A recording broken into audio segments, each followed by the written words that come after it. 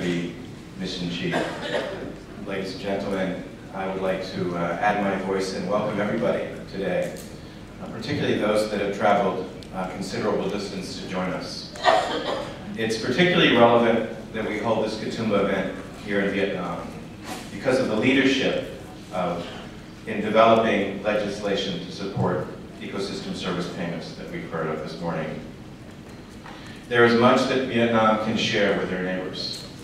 And there's also much that can be learned from the experience from around the world today and over the next couple of days. This is one of the core objectives of Katoomba and of this meeting.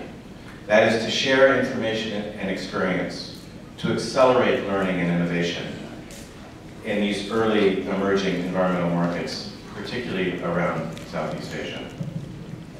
Another objective that we share with our co-sponsors, the Ministry of Agriculture and Development and the Ministry of Natural Resources and Environment, is to demonstrate how these new emerging environmental markets around water, markets around carbon, markets around biodiversity, can actually work.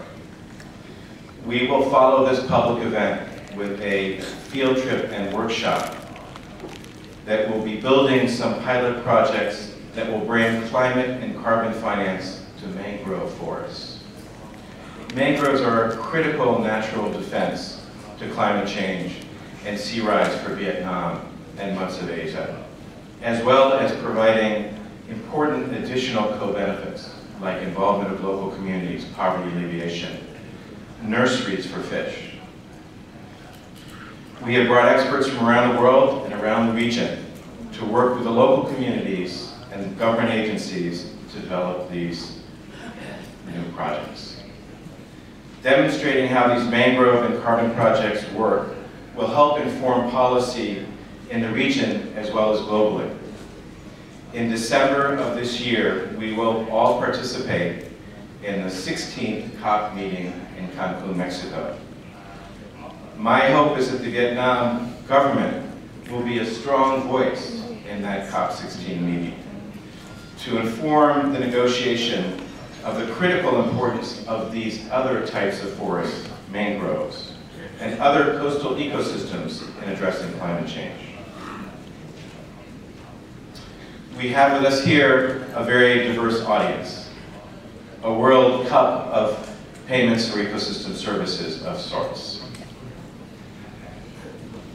We have government agencies, we have provincial agencies, we have research institutions, we have many non-governmental organizations, environmental organizations, we have representatives of business, we have representatives of financial institutions. This is part of the Katoomba way, that all stakeholders participate. One important missing piece is stronger representation from local communities. When we were designing this workshop, we were warned by many of our partners that it would be particularly complex because of all of the different languages in the region, and that it would be hard for local communities to participate. And while this is the case, it's critical that communities and indigenous groups become fundamental partners and stewards in this process. Tenure and user rights are fundamental building blocks to successful payments for ecosystem services. That has been the experience in Vietnam, that has been the experience around the world. We have, during the course of the meeting today and tomorrow, we have a focused session that will look at the experience of benefit sharing and how to engage local communities. And we look forward to the mangrove pilot projects as a way to demonstrate how we can bring benefits to local communities. I would also like to emphasize the range of emerging markets and market-like instruments that are being developed. Carbon and RED are very important opportunities. Just as important are opportunities around water quality, markets, and watershed payments. Today, we have launched the first State of the Global Water Quality Markets report that we'll discuss later in the day. It captures all of the experiences around the globe and terms of water markets.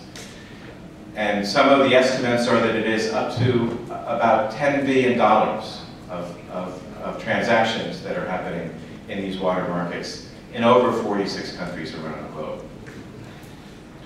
This, of course, is a very important issue for Vietnam and their neighbors in the Mekong region and neighboring China. And biodiversity is another critically valuable part of our natural infrastructure. I applaud the leadership here in Vietnam to develop a national system to ensure that any damage to biodiversity from development is minimized and mitigated through biodiversity offsets and other compensation. I would like to finally say what is important for all of us to remember is that each of these markets are young and emerging markets. We have the opportunity to be able to help shape these markets, to be able to build these markets. And that, I hope, is the message we all pay attention to over the next days and the next weeks. I hope that you enjoy the conference, and I hope that it continues to build and supports PES and RED projects going forward here in Southeast Asia. Thank you very much.